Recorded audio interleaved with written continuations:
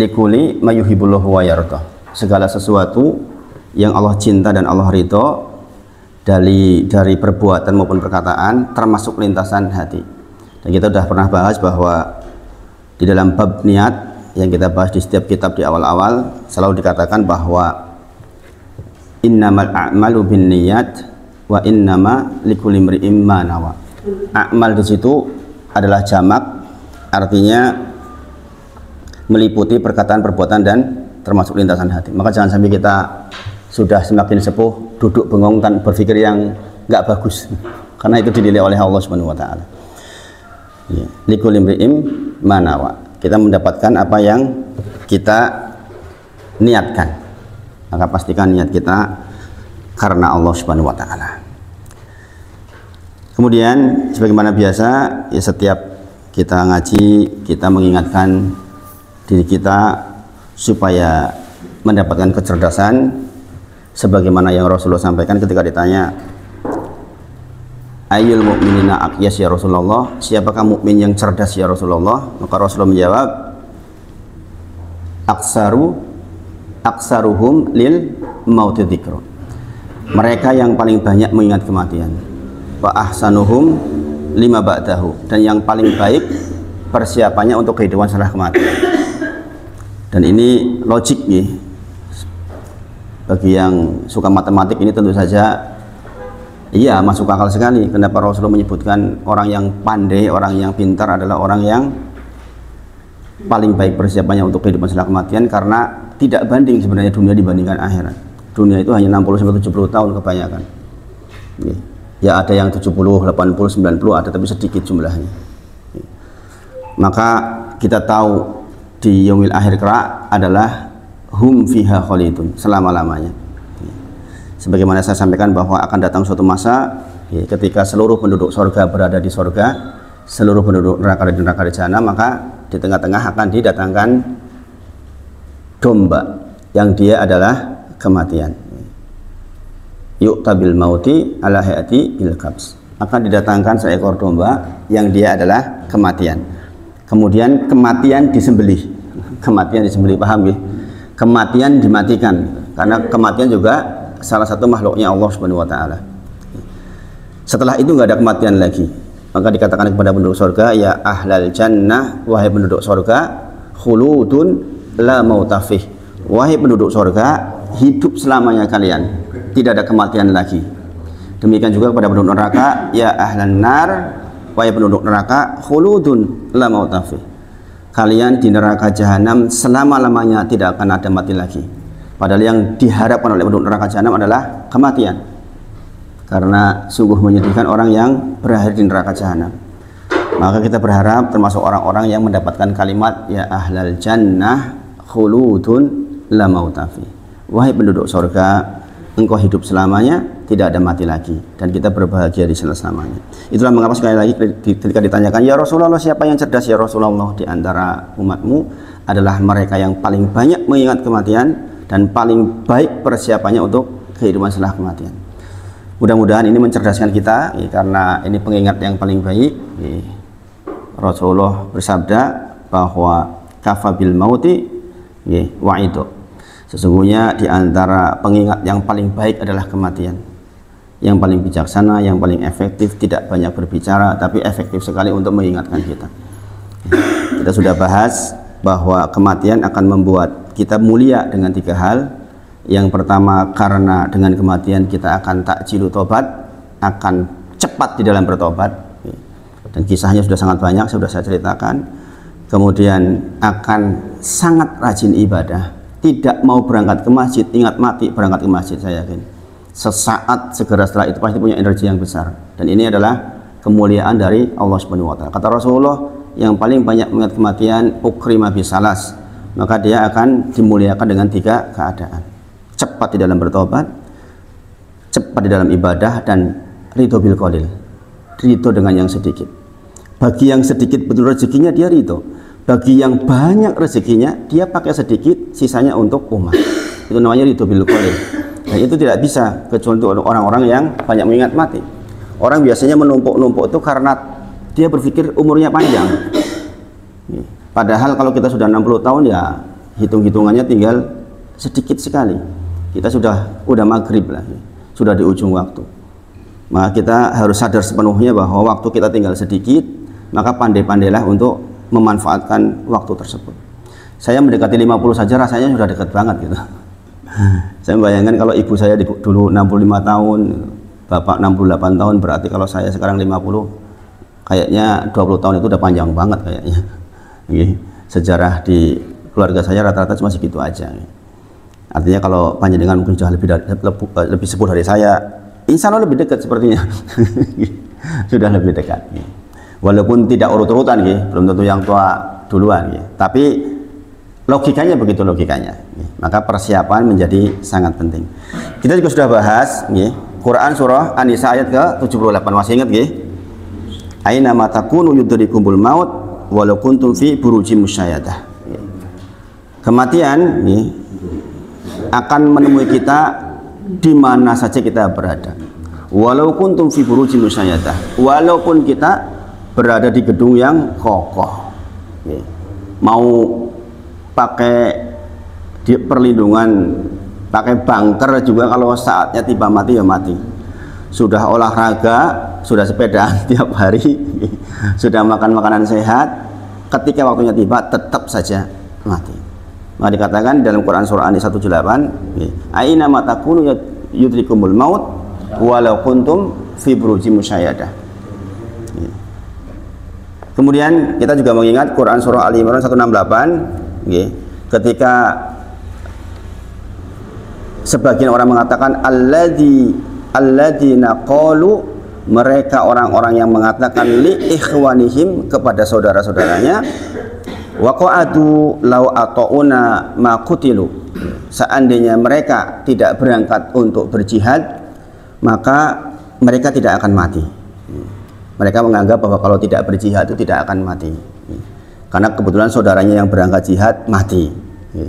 Quran surah Al-Imran 168. Maka Allah berfirman kepada Nabi Muhammad SAW, kul, katakan, fadru'u, cegahlah, an anfusikumul maut in kuntum shadiqin, kalau memang kematian dikarenakan jihad, maka katakan kepada mereka nanti gitu. Walaupun mereka duduk-duduk di rumah, ketika kematian datang, cegahlah kalau mereka mampu. Quran surah Ali Imran ayat ke-168. Jadi ini menunjukkan bahwa kematian itu pasti datang, dan penyebabnya bukan karena satu kegiatan tertentu, terserah Allah, itu hak prerogatifnya Allah. Begitu banyak orang yang berjihad dan tidak mati. Sebaliknya ada berjihad kemudian dia meninggal dunia. Kemudian Quran surah Al-Jumu'ah ayat ke-8.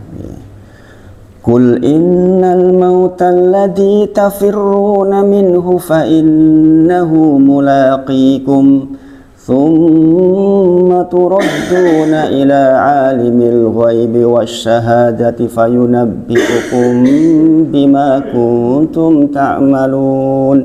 Ini kalau yang ngerti artinya dibacain harusnya nangis ini. Memang itu luar biasa ini. Dikatakan sesungguhnya kematian yang kita selalu lari darinya, lari dengan kesehatan kita, makanan kita, olahraga kita.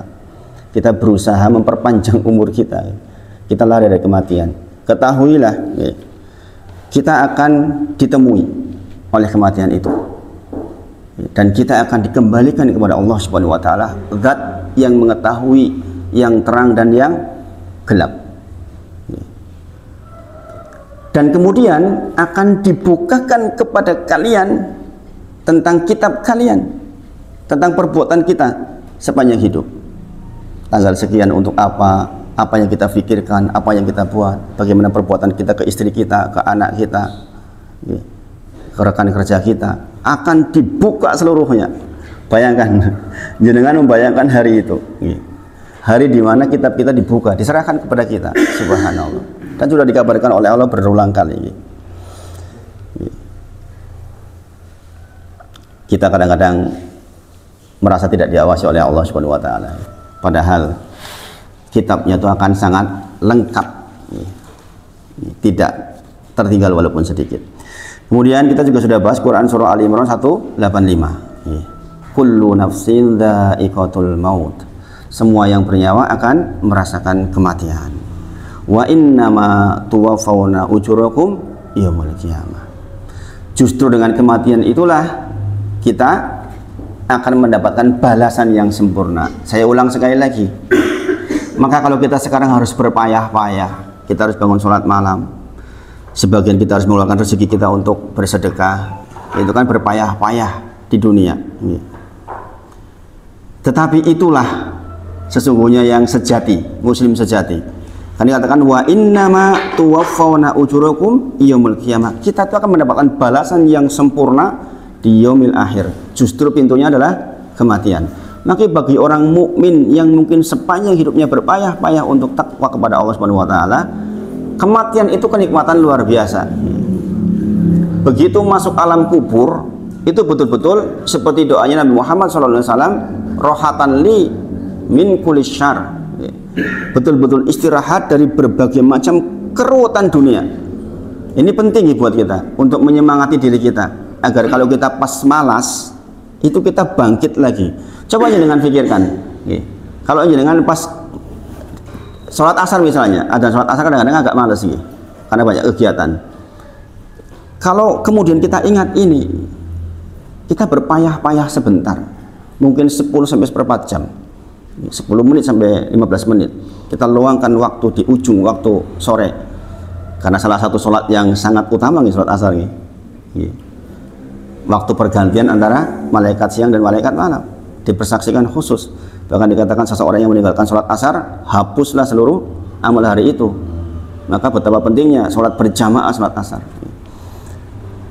Kalau kita mengingat ini, wa innama tuwaffawna ujurakum yaumil qiyamah, kita jadi punya energi.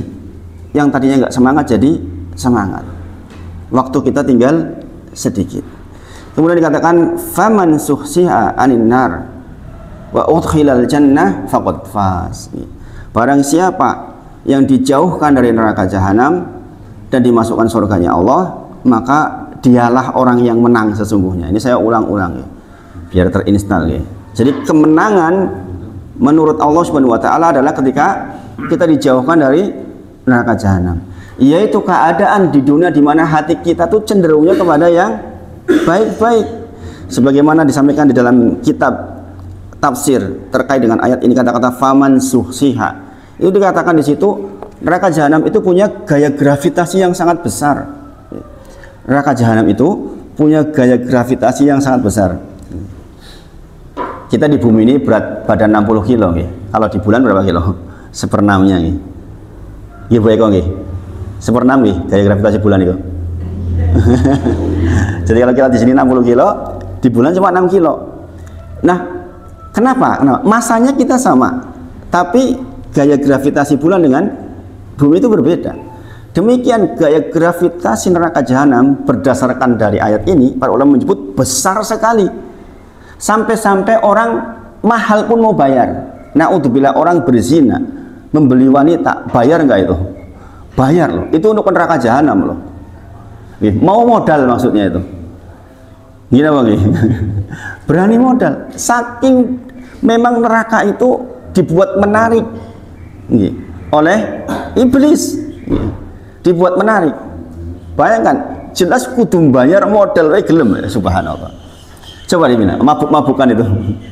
Kalau yang orang bergengsi itu yang punya uang kan belinya yang mahal-mahal itu, mau bermodal. Karena memang betotannya atau gaya gravitasi dari matahari itu luar biasa memang. Ya matahari dari neraka jahanam. Dari neraka jahanam memang luar biasa, maturun Mas. Jadi memang kita tuh butuh pertolongan Allah untuk dijauhkan, maksudnya.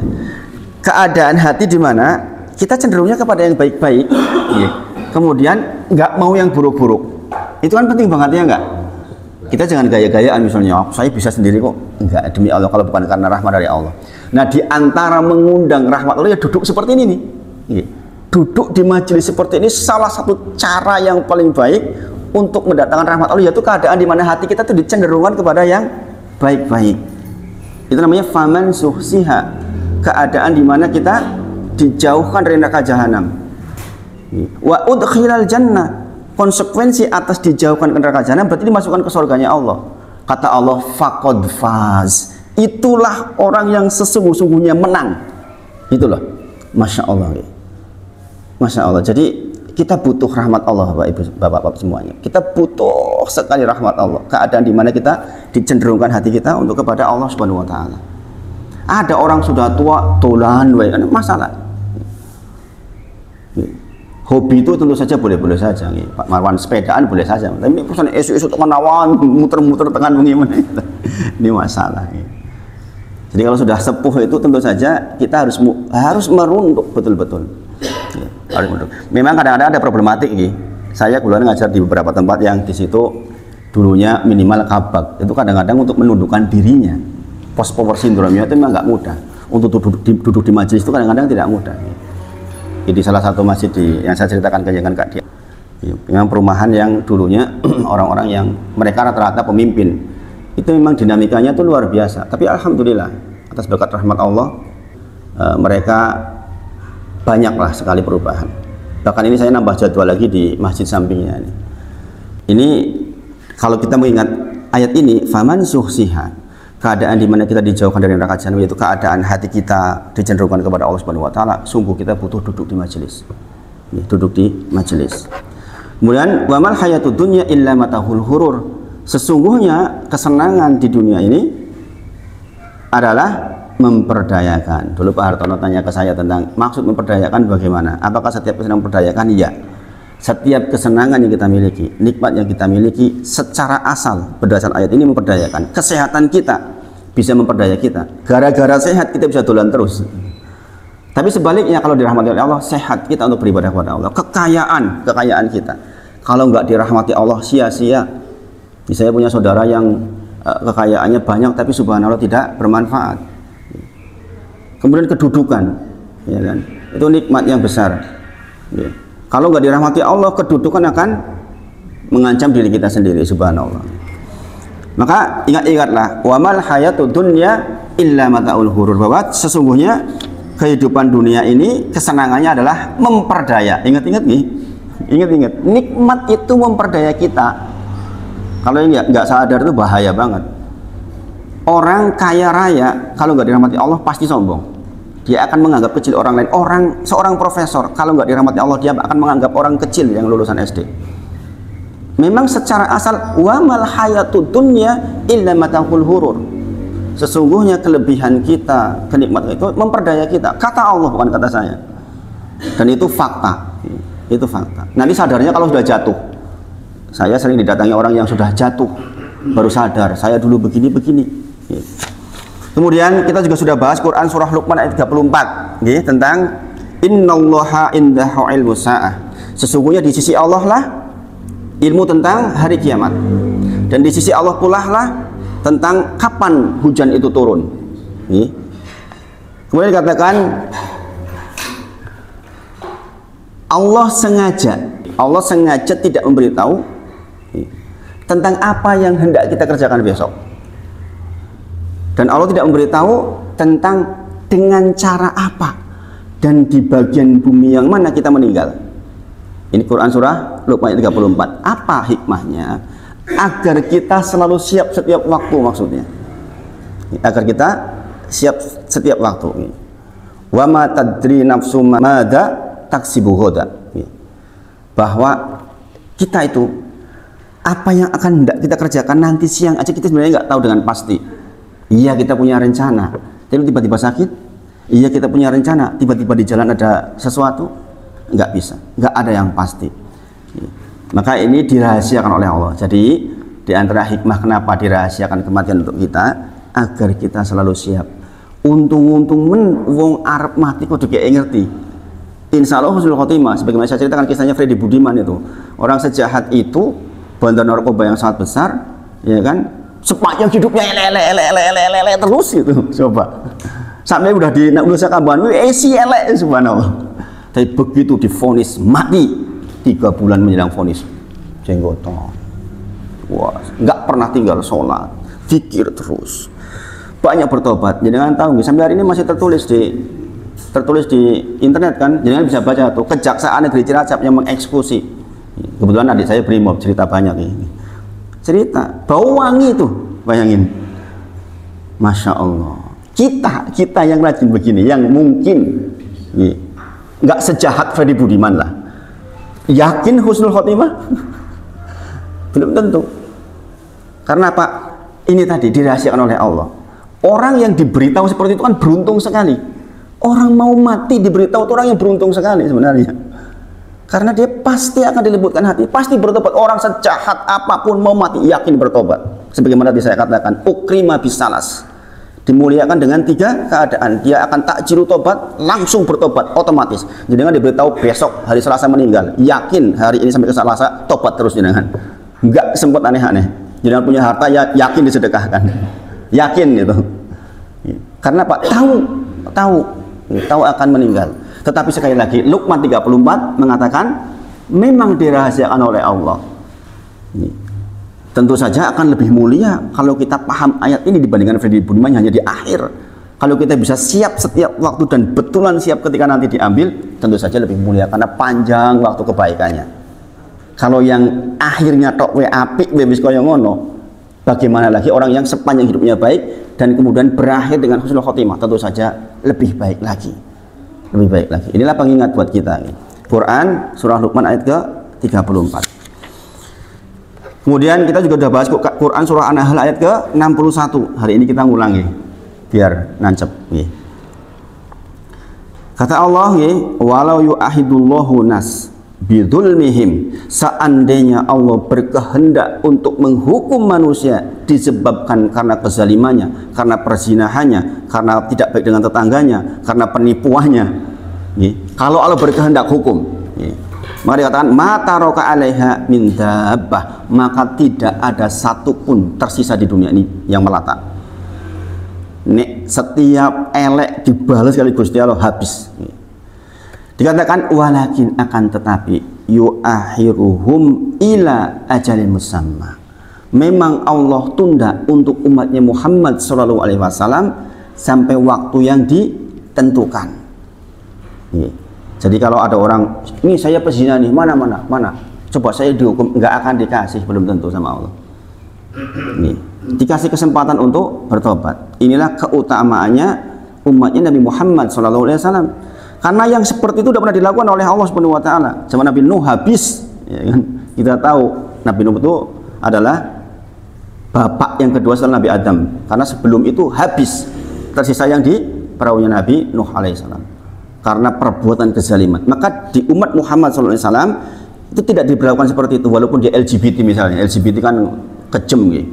LGBT itu kalau kita melihat di dalil diangkat, dibalik kepalanya, dijatuhkan, kan gitu hukumannya tuh.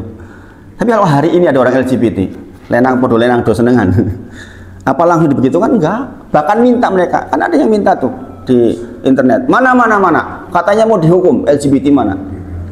Enggak langsung diberi oleh Allah Subhanahu wa taala. Kalau memang dalilnya ini dikatakan walakin akan tetapi yu'ahiruhum illa ajalin musamma, sampai hari yang telah ditentukan. Tapi begitu datang waktunya nggak bisa mundur sesaat dan maju sesaat.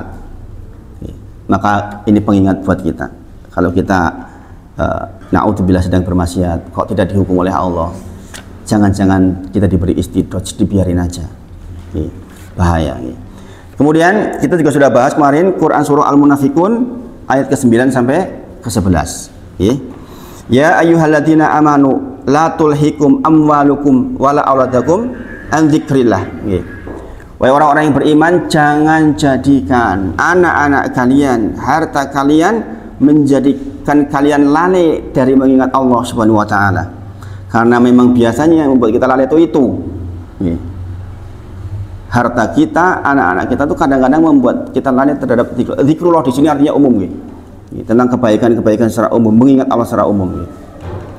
Dikatakan dalam Quran surah Al-Imran tentang alladzina yadhkurunallaha qiyaman wa qu'udan ala junubihim, bahwa orang-orang yang beriman, orang-orang baik itu adalah orang yang mengingat Allah dalam kondisi berdiri, dalam kondisi duduk, dalam kondisi berbaring. Dikatakan wa may yaf'al dzalik, barang siapa yang melakukan hal demikian, yaitu anak-anaknya dan hartanya menjadikan dia lalai kepada Allah Subhanahu wa taala, dikatakan faulaika humul khasirun. Faulaika hum khasirun. Mereka itulah orang-orang yang merugi. Merugi. Subhanallah. Subhanallah. Kemudian di ayat berikutnya eksekusinya ini, wa anfiqu mimma razaqnakum min qabli ayati ahdumul maut fayaqula rabbi laula akhartani ila ajarin qarib fa asaddaqu wa aku minas solihin. Subhanallah. Infakkanlah sebagian dari harta yang Allah titipkan kepada kita. Harta yang Allah titipkan kepada kita. Kadang-kadang kita merasa harta kita kan, itu harta yang Allah titipkan kepada kita, kebetulan kita dititipi. Allah berkehendak dengan harta yang kita miliki atas titipan Allah itu, berharap mudah-mudahan surga. Maka infakkanlah sebagian. Min qabli ayati ahdahumul maut, sebelum datang kepada kalian kematian. Fayaqula, saat itu ketika kematian datang, mengatakan, ya Rabbi, laula akhartani ila ajalin qarib. Ya Allah, mbok tunda sebentar saja. Sebentar saja ya Allah. Sesaat itu berarti nilainya bukan 1 jam. Sesaat, sebentar saja.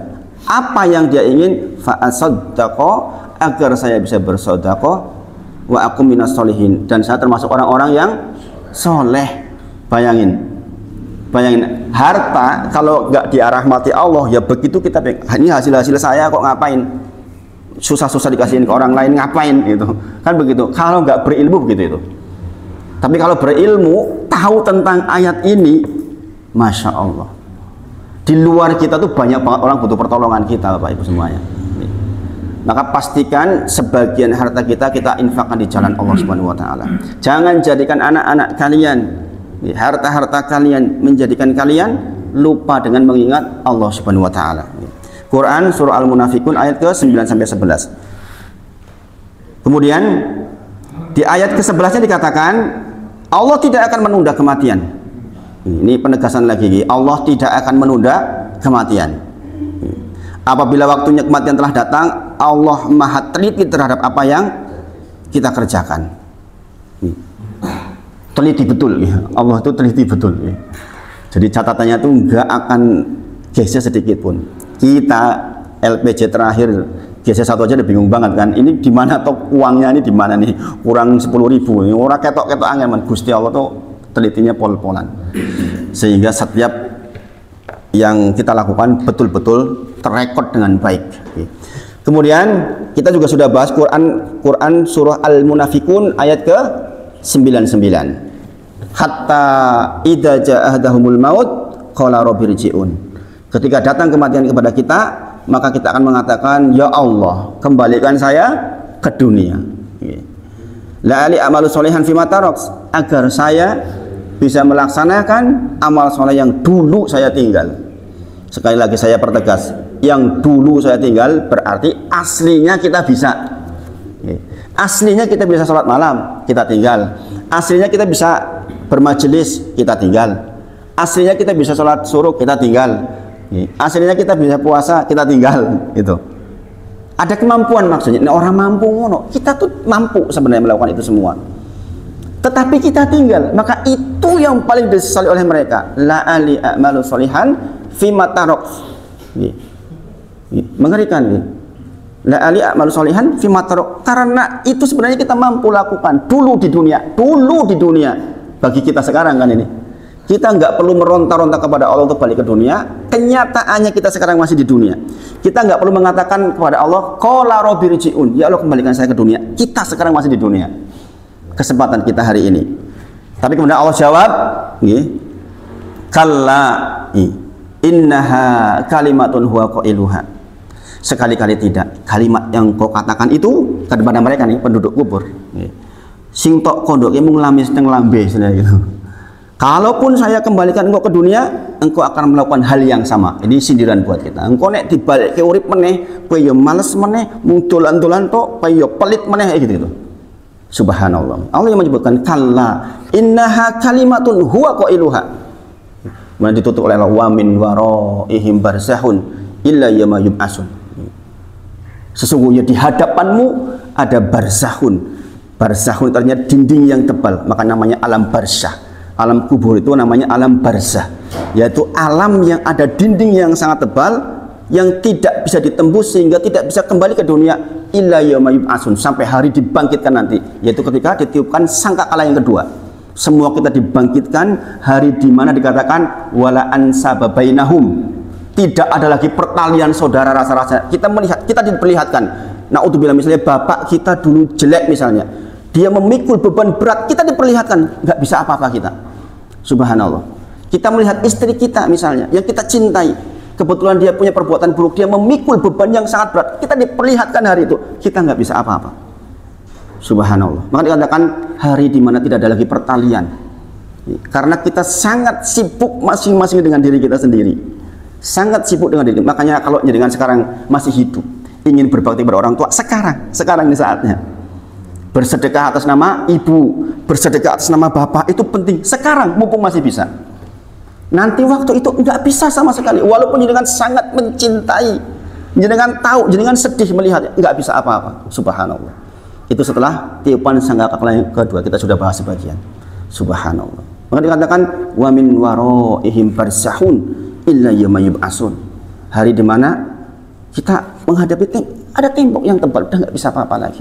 Subhanallah. Kemudian kita juga sudah bahas ayat ke 100 tadi barusan, kemudian 102 sampai 115 ini kemarin terakhir 115 dengan Quran surah Al-Mu'minun 99 sampai 115. Sebenarnya 118 akhirnya gitu, tapi kita bahas sampai 115.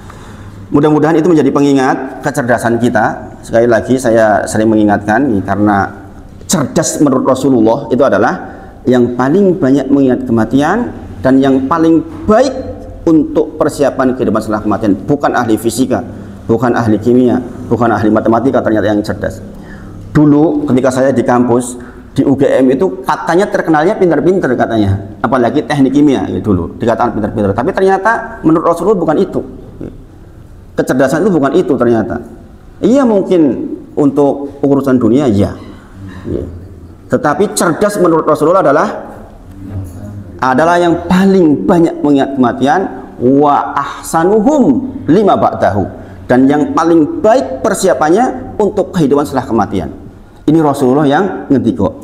Konsekuensi atas ucapan asyhadu alla ilaha illallah wa asyhadu anna muhammadar rasulullah, saya bersaksi bahwa Nabi Muhammad adalah utusan Allah. 4 konsekuensinya, di antaranya adalah membenarkan apa yang diucapkan. Rasulullah mengatakan yang cerdas di antara kalian adalah yang paling banyak mengingat kematian dan yang paling baik persiapannya setelah kematian. Berarti itulah cerdas yang sesungguhnya, dan kita seharusnya memang demikian. Yang berapa sekarang?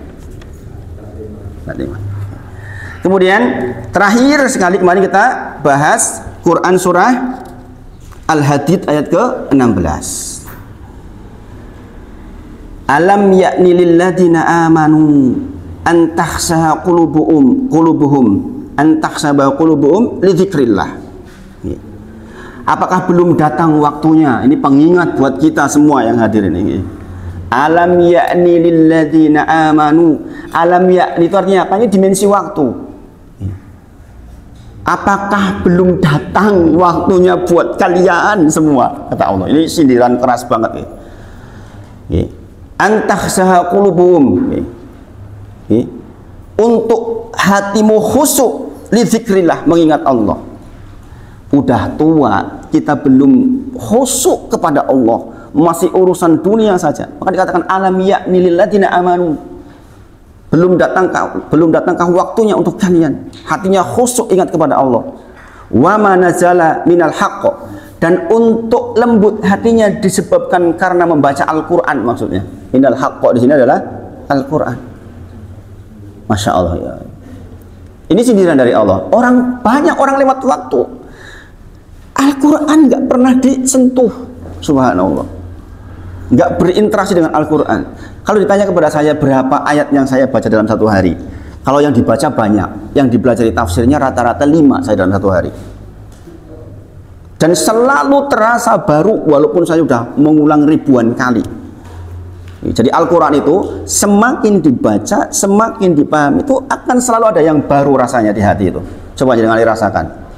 Kalau sudah paham seperti ini, jangan nggak sempet nonton YouTube itu, nyekrol YouTube, buka status WA, nggak akan sempet, demi Allah. Kenapa? Karena jauh lebih asik kita berinteraksi dengan Al-Quran. Coba nanti jangan rasakan betul itu. Maka di sini katakan alam ya'ni lil ladzina amanu, belum datangkah waktunya untuk kalian amtakhsha qulubuhum, untuk hatimu husuli dzikrillah, mengingat Allah. Wa man nazala minal haqq, dan untuk lembut hatinya disebabkan karena kepatuhan terhadap apa yang di dalam Al-Quran. Lantas bagaimana kita akan lembut hatinya kalau baca aja enggak? Boleh katakan dzalikal kitab, inilah kitab la raiba fi, tidak ada keraguan di dalamnya, petunjuk bagi orang-orang bertakwa. Awal-awal disebutkan alif lam mim dzalikal kitabul la raiba fi hudal lil muttaqin, petunjuk bagi orang-orang yang bertakwa. Petunjuk, namanya petunjuk itu harus dipahami. Kemudian dikatakan wala yakunu kalladzina utul kitab, janganlah kalian bersikap seperti orang-orang yang diberikan kitab sebelum kalian, orang Nasrani dan orang Yahudi. Dikatakan min qablu fatola alaihimul amatu faqasat qulubuhum, lewat waktu panjang kepada mereka. Maksudnya waktu panjang itu diberi hidup 10 tahun, 20 tahun baca kitab, ada kitabnya, kok lewat waktunya enggak menyentuhnya. Dikatakan oleh Allah faqasat qulubuhum, maka mereka hatinya menjadi keras dan berakhir dengan wa katsirum minhum fasikun, sehingga mereka termasuk orang-orang yang fasik. Subhanallah. Fasik di sini artinya dua ini. Fasik, betul-betul fasik, yaitu orang-orang yang buruk perbuatannya, atau fasik kekafiran. Subhanallah. Jadi kalau orang nggak mau bersentuhan dengan petunjuk Al-Quran, dia lama-lama akan keras hatinya, faqasat qulubuhum kata Allah, dan dia akan menjadi orang yang fasik. Dia enteng aja berbuat yang elek-elek. Jadi hatinya tuh keras, subhanallah, diingatkan nggak masuk, subhanallah. Ada hal baik seperti air dengan minyak gitu loh, nggak bisa nyampur, nggak sefrekuensi. Ini bahaya sekali. Maka di antara doa kita apa? Ya muqallibal qulub tsabbit qalbi ala dinik. Salah satu doa yang sangat banyak diucapkan oleh Rasulullah, sampai istrinya mengatakan, ya Rasulullah, engkau tuh udah dijamin surga, kenapa engkau selalu berdoa ini? Ya muqallibal qulub tsabbit qalbi ala dinik. Wahai zat yang membolak-balikan hati, tetapkan hati ini agar tetap di dalam agamamu, ya Allah. Itu penting sekali. Ya musarrifal qulub sarif qulubana ala ta'at. Ya Allah, saya mohon kepada engkau agar hati ini dicenderungkan kepada ketaatan kepadamu. Jadi persoalan ketaatan itu persoalan kita mintakan kepada Allah Subhanahu wa ta'ala. Bukan persoalannya gaya-gayaan kita, pinter kok, istop, bukan begitu. Ya, memang karena karunia dari Allah Subhanahu wa ta'ala. Nah, ini Quran surah Al-Hadid ayat 16. Ini terakhir kita bahas. Kemudian terakhir kita juga sudah bahas tentang teknis sholatnya, yaitu tentang 6 syarat bermakmum. Kita sudah bahas semuanya, insya Allah. Kemudian ketika imam batal, apa yang harus kita kerjakan, kita sudah lakukan semua. Sudah bahas semua, ada 4 sudah bahas, insya Allah. Kemudian terakhir kita juga sudah bahas tentang urut-urutan bermakmum, dari laki-laki dewasa, anak-anak kecil, kemudian khunsa, baru ibu-ibu. Ini kalau datangnya bareng-bareng.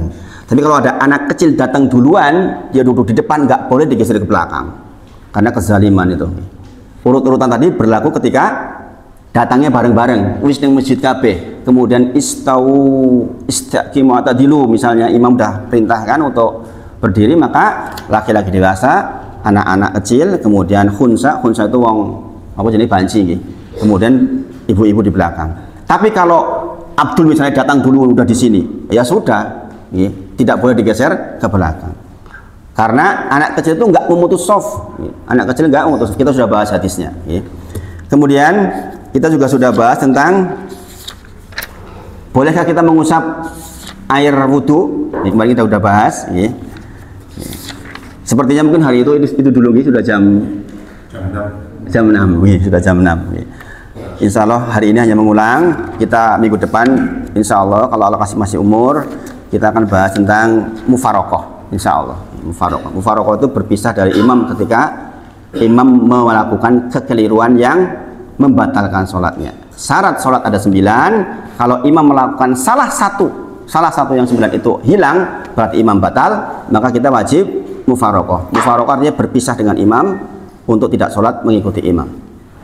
Mudah-mudahan Allah berkahi kita semua, dan mudah-mudahan sisa umur, mudah-mudahan dalam keadaan dirahmati oleh Allah Subhanahu wa taala. Kita tutup kafaratul majelis. Subhanakallahumma wa bihamdika asyhadu an la ilaha illa anta astaghfiruka wa atubu ilaik. Wa akhiru da'wana alhamdulillahirabbil alamin. Assalamualaikum warahmatullahi wabarakatuh.